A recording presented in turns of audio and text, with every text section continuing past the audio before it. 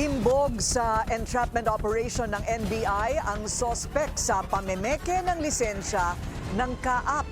Iniimbestigahan na kung may kasabwat itong opisyal ng ahensya. Narito ang agenda report ni Andrea Salve.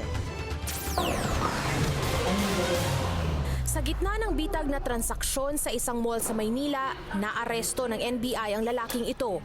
Siya raw ang nasa likod ng online bentahan ng peking mga lisensya mula sa Civil Aviation Authority of the Philippines. Talamak daw ito ngayon, ayon sa Kaap.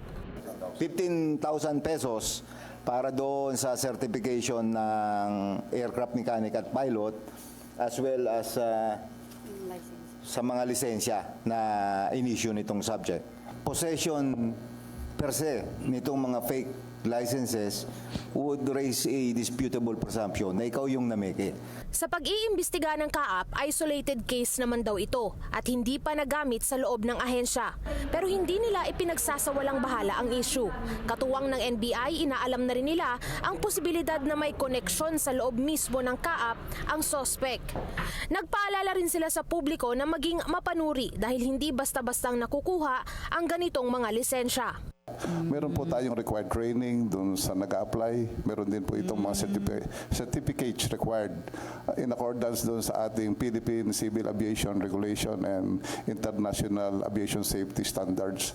Para pa sa NBI, hindi ito simpleng kaso ng pamimeke dahil organisado raw ang krimen. Dahil yung abot nitong ating nahuli, siya lang yung tiga-deliver.